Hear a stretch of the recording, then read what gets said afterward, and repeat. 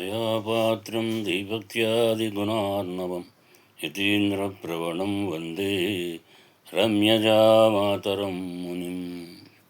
లక్ష్మీనాథసమారంభాం నాథయామునమధ్యమాం అస్మదాచార్యపర్యంతాం వందే గురుపరంపరాం.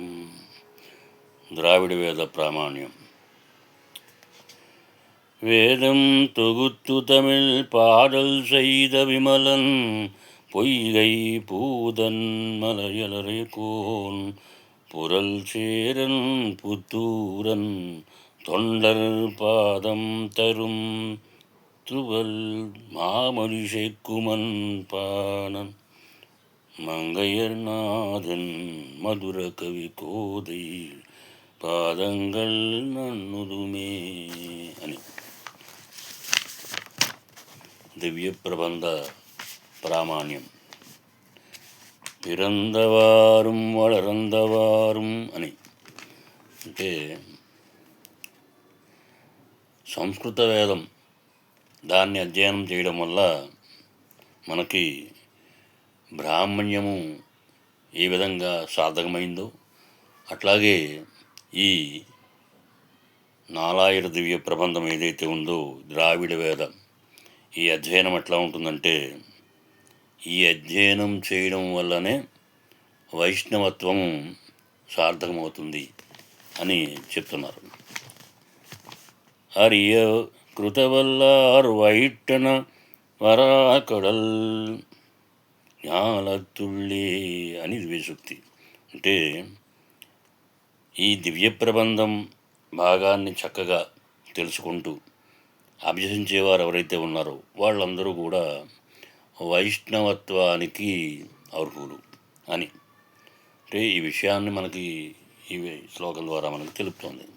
అంటే బ్రహ్మ వైవర్త పురాణం, అలాగే మంగళాద్రి క్షేత్రం మహత్యం, ఇవన్నీ కూడా మనకి ఈ దివ్య ప్రబంధ ప్రామాణ్యాన్ని తెలుపుతున్నాయి. ఎట్లా అంటే మనకి తేషాముద్గీయమానాం తాం ద్రావిడ బ్రహ్మ సంహితాం వృత్తగద్యాత్మికాం రమ్యాం చతుర్వేదమయీం శుభాం మునే ద్రావిడవేశేషు పుణ్యక్షేత్రయతేషు చ మత్సన్నిధౌ ప్రతిదినం పఠంతి ప్రతివత్సరం ప్రబంధపఠనం యత్ర తత్ర తత్రాలయే మమ ఉజ్జీవయంతి తీర్థం చ ప్రసాదం వైష్ణవోత్తమాః అని. అంటే భగవానుని యొక్క దివ్య ఆలయములందు ప్రతిదినం కూడా విశేషముగా ప్రతి సంవత్సరం జరిగేటటువంటి ఉత్సవాలు ఏవైతే ఉన్నాయో అక్కడ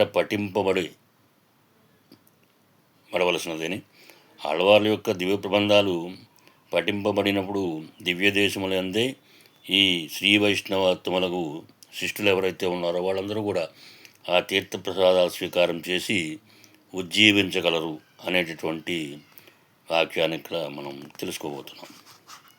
ఏషా చ వేద గాథా సన్నిత్య ద్రావిడ సంహిత సంస్కృతశ్రుతయో యద్వద్రావిడశ్రుతయాస్తదా నిత్యాంతద్వత్ప్రణీయంతే మునిభిస్తు తదా కలౌ వేదాశ్చ వేదగాథాశ్చ నిత్యా ద్రావిడ సమ్మతాః కలౌ కలౌ ప్రణీయంతే కృపయాజ్ఞాయోగిభిః అని.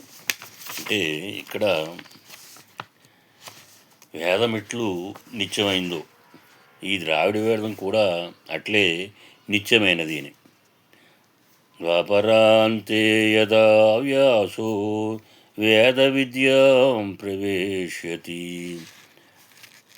తద్వన్నిత్యాత్యభూగో గాథాః ప్రణేష్యతి అని. అంటే కలియుగంలో మనకి ప్రతి కలియుగంలో కూడా జ్ఞానయోగులకు అలాగే పరాంకుశాదుల చేత ప్రణీతమైనటువంటి ఈ దివ్య భాగాలన్నీ.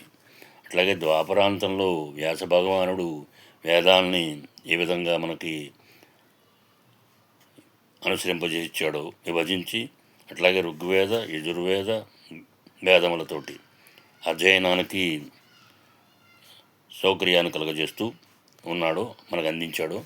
అట్లే కలియుగమందు ఆళ్వార్లు కూడా ద్రావిడ వేదాన్ని మనకి ప్రసాదించినట్లుగా తెలుస్తోంది.